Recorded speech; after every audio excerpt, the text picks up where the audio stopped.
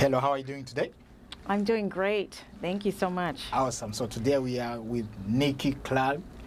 So can you tell us a little bit about yourself, what you do on a daily basis?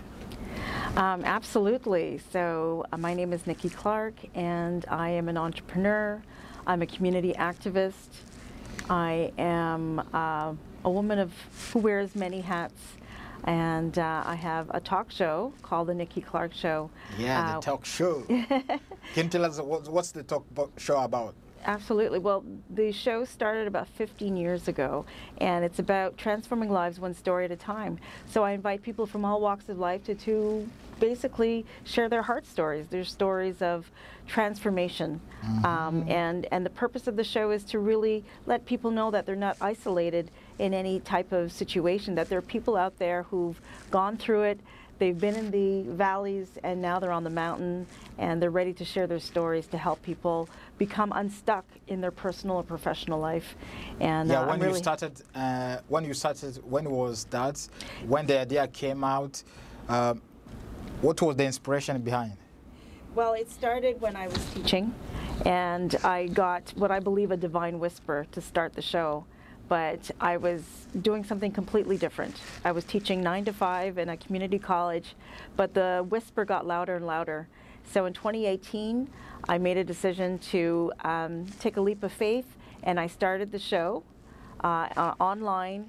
And now the show, 15 years later, is on Afro Global Television on 5 cable channels across Canada, over 1 million+ viewers, also in Jamaica. That's interesting. Thank you. And also we have a podcast out of New York City as well every Thursday at 11 a.m. on It's Gone Global on Radio John Doe and also on Spotify. So taking that leap of faith was the best thing I've ever done.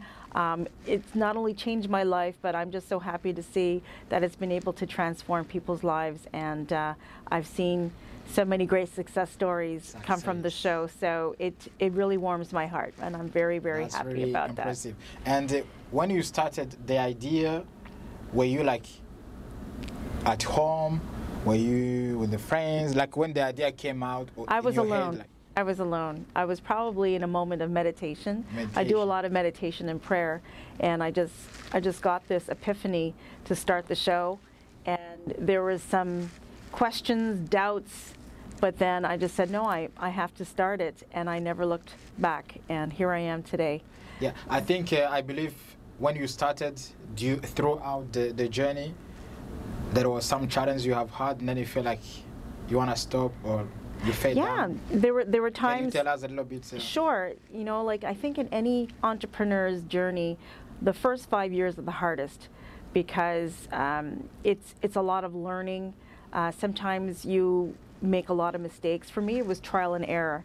And because I went from teaching into the media world, I wasn't necessarily prepared, but I was just full of the determination to make it happen.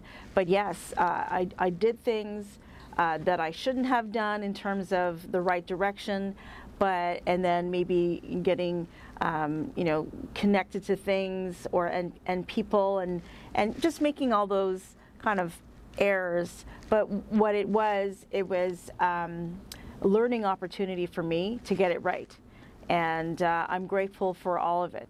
The good, the bad, and the ugly, so to speak. And I'm here today to say that I've traveled 15 years to build the show, and it's really built a community of conversations that matter. I really care about the people who come on the show, and it's not just nice to meet you, and then we move on. I really try to keep relationships with members of the show, and I'm happy to have a 15-year anniversary, and you're invited. October 27, absolutely, to invite everyone who's graced the stage, and they were there to support me, and I'm there to support them. So I hope you can make it. But it really is. It's been a wonderful experience, and I've just had so much. It's been an honor for me to sit back and listen to how people have overcome great adversity and how they've become successes despite it all. So that really, it encourages me, and it encourages people who tune into the show. Exactly. And I believe when you decide to resign from your full-time job was quite a hard decision.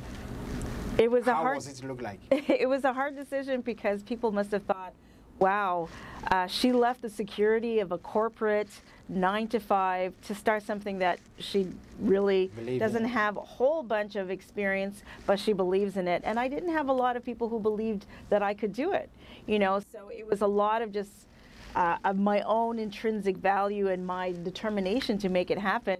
But now I have those people who are not so sure in the early days saying, that's my girl, and they support me now, and I'm grateful for it. Yeah. Awesome. And you know, in daily life, you give interview to people, so now it's your turn. You are giving your story. How do you feel? You know what? I feel nervous. I'm so comfortable on the other side of the lens, but I appreciate the opportunity to share my story and share it. Because I think people too need to understand that there's, you know, when you're doing something like this, it doesn't always look glamorous. You know, people see one side, but they don't know the blood, sweat, and tears behind this. Yeah, and a lot of sacrifices that go into any type of new journey, especially as an entrepreneur. But I'm happy that I'm able to share that. That yes, I had challenges, but I would say the beautiful opportunities, the wonderful friendships, the great experiences that I've had because of the show, I really outweighed all that other stuff. And the beauty of the show too is that it opened a lot of other doors that probably would not have happened if the show didn't exist. Like, you know, the other community work that I do, the nonprofit work that I do, and other charities that I'm involved in wouldn't have happened if they didn't have the chance to see me do what I do. So I'm really grateful that I took that chance. Exactly. That's really good. And right now, I believe you have learned a lot throughout the years. So what so far the TV show has taught you that can keep you going and don't stop? The show has taught me to stay humble, and it's given me a discipline.